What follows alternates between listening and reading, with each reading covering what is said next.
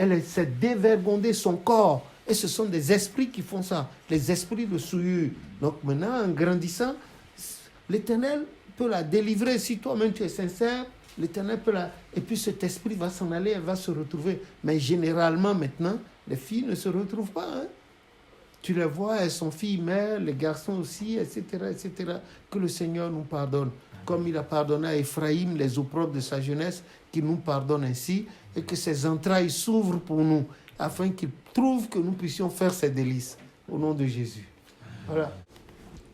La question de cet après-midi, j'ai lu dans le tome 2 que je lisais, ou le tome 3, c'était par rapport au grade. J'ai lu évangéliste, suprême évangéliste. Ça m'a interpellé. Je me suis dit, suprême, c'est seulement Papa Bada qu'on avait donné le titre de suprême. Mais là, j'ai lu suprême évangéliste. Et au moment où je voulais continuer de lire, mais le sommeil m'a pris. Alors, je voulais savoir le suprême évangéliste. Ça existe le grade suprême évangéliste? Mais est-ce que dans le livre, le passage de ce livre que tu as lu, Maman Jeanne, est-ce qu'on a parlé d'un collège de suprême évangéliste, d'onction de suprême évangéliste? Il fallait, quand tu es revenu de ton sommeil, il fallait reprendre le passage et relire correctement. À mon humble avis, à ce que je sache, il n'y a pas de collège de suprême évangéliste dans l'église du christianisme céleste. Papa Oshofa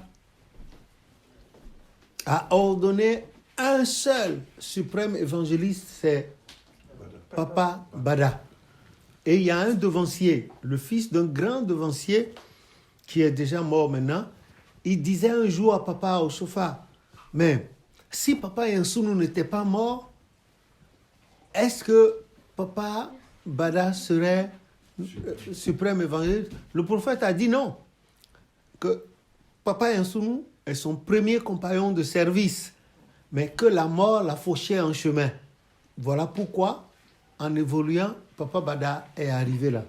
Et pour que Papa Bada même ait été honoré à ce titre, ce n'est pas un grade, à ce titre de suprême évangéliste, c'est-à-dire en tant que doyen de tous les collèges des moines de l'Église après le prophète, il y a eu un grand événement. Je ne peux pas, ce n'est pas l'occasion de le raconter, c'est trop long. Il y a eu et c'est suite à cet événement malheureux que l'Éternel Dieu a voulu glorifier son nom en le ressuscitant par les mains de Papa Oshofa, parce qu'il y a eu une histoire d'incompréhension. Le prophète l'a envoyé en mission et les choses ne se sont pas passées comme le prophète a dit. Et voilà, son état était tellement critique. Le prophète a supplié l'Éternel et c'était à la 3e intervention que l'Éternel Dieu a ramené à la vie et c'est sorti de la bouche du prophète comme ça. Supprime. C'est sorti. Sinon, en ce moment-là, il n'était que supérieur évangéliste. Voilà. C'est sorti, supprime, et il a été fait supprime. On lui a donné des habits. Le prophète a dit, quand il a fini il lui a donné il a dit, comme il n'y a eu qu'une seule Maman Yaman dans l'église du christianisme céleste, il n'y aura qu'un seul suprême évangéliste. Voilà. Et ça a été ainsi jusqu'à la disparition physique de Papa Oshofa. Mais malheureusement, quand l'Éternel l'a rappelé à lui, vous avez vu tout ce qui s'est passé, au point que même des enfants de 18 ans portent des soutanes bizarres. On dit qu'ils sont... Moi, je ne veux pas... Il ne faut pas que ça sorte. Je n'appelle pas leur nom. Voilà. Et voilà, c'est cela. Comme ça.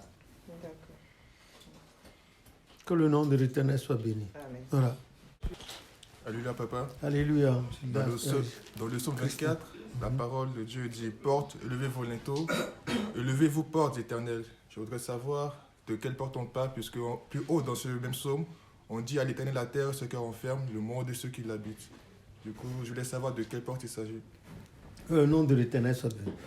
Tu sais que l'Éternel a dit dans le psaume 24 que lui, il n'habitera pas une maison construite de main d'homme, que les cieux des cieux lui appartiennent et sont trop petits devant lui. Donc les portes là, dont on parle, c'est les portes de voûtes célestes, les portes du ciel. C'est les portes du ciel. Que Dieu nous permette de les voir un jour. Amen. Comme a dit Job 19, 25, il dit, je sais que mon Rédempteur vivant, qui se lèvera en dernier sur la terre, quand il aura détruit mon corps, je le verrai. Non pas avec les yeux d'autrui, mais je le verrai. Et il me sera plus favorable encore. Nous ne pouvons pas rester dans un corps charnel et voir les portes. On peut avoir une vision là-dessus. Mais vivre cela, en réalité, c'est quand l'Éternel nous aura débarrassé de ce corps corruptible, qui est le parterre des péchés là. Il va rester le corps spirituel avec lequel nous irons à la rencontre du Seigneur. Et d'ailleurs, ce jour-là, nous chanterons le 4e couplet du cantique 1451, et dont le titre est « Quand sonnera la trompette de Dieu, toutes les heures cesseront ». Je chante le 4e couplet que les gens ne savent pas. En présence de Jéhovah, en présence de Jésus-Christ, des 24 vieillards et des 4 êtres vivants, en présence des martyrs, des âmes bienheureuses, des cœurs célestes et d'Oshopha, nous chanterons tous. Alléluia sera notre chant, Hosanna sera notre chant, Ebenezer sera notre chant, en présence de Jésus-Christ nous chanterons. Amen.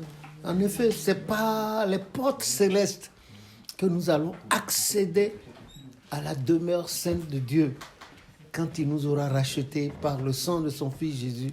Nous passerons par les portes célestes pour entrer. C'est de ces portes-là que parle l'Éternel et dans le psaume, par la bouche du psalmiste dans le psaume 24.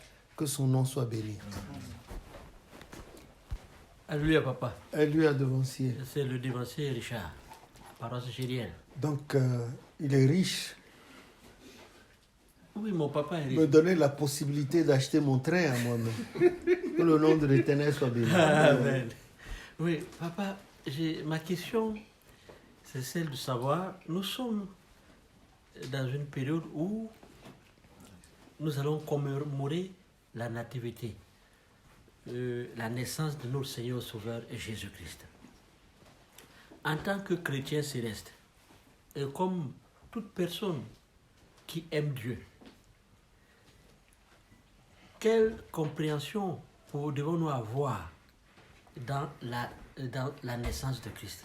Et comment faire pour que cette naissance dont nous commémorons puisse nous être utile à nous en tant que chrétiens, en tant que croyants? Que le nom de l'Éternel soit béni. Amen.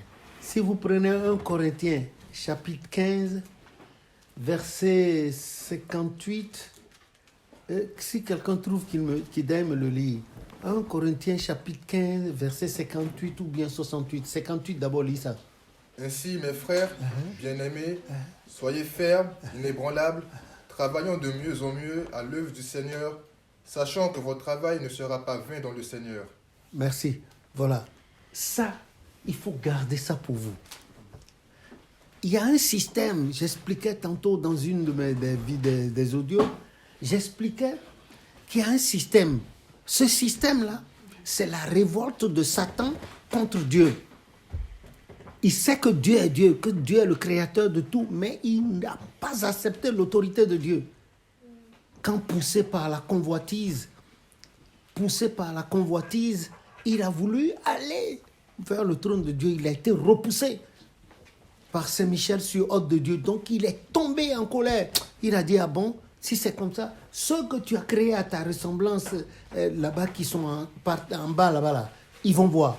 C'est pour ça qu'il a dit, malheur aux hommes et à la terre. Donc, il est venu, il a installé ce système, et le système a fait tomber notre mère Ève, a fait tomber notre père, par ricochet, notre père Adam. Et il s'est installé.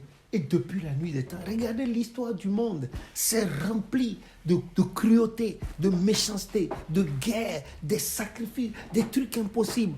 Or, notre Dieu, il a une manière de gouverner son monde. Et je ne sais pas si c'est de la démocratie, si c'est quoi. Mais en tout cas, l'Éternel Dieu lui-même étant Dieu, il respecte ses créatures et le monde qu'il a créé. Mais c'est pour ça qu'un passage d'Apocalypse dit, celui qui fait du bien n'a qu'à continuer à faire du bien, celui qui fait du mal n'a qu'à continuer. Que le rétributeur arrive. Le rétributeur arrive, il donnera à chacun selon le travail qu'il a fait. Et quand vous retournez dans Matthieu 3, vous avez vu Jean-Baptiste en parlant du Christ, il a dit, il vient après moi quelqu'un qui était avant moi. Donc je ne suis pas digne de porter les chaussures. Moi, je vous ai baptisé d'eau pour la repentance, mais lui, il vous baptisera de son esprit et du feu. Et il a son van à la main et il rétribuera chacun. C'est le Christ. Dieu béni éternellement, selon Romains 9, verset 5. Donc, il a créé la terre. Et c'est sur la terre que ce monsieur, cette créature-là, rebelle, a fait tomber notre mère Ève. Et en faisant tomber notre mère Ève, il a fait tomber notre père Adam. Et le péché s'est répandu sur toute la terre. Donc, il a fait asseoir son système. Et quand vous prenez le cantique numéro 32, le deuxième verset, il dit « Puisse le Seigneur descendre parmi vous, afin que vous soyez sanctifiés. Que Saint-Michel vienne vous délivrer du joug des princes de ce monde, afin que vous puissiez vaincre Satan et travailler en toute espérance, afin que vous puissiez vaincre Satan et travailler en toute espérance, etc. Donc, à cause de ce système, l'Éternel n'a pas retiré la force qu'il a donnée au départ à Satan, sa créature,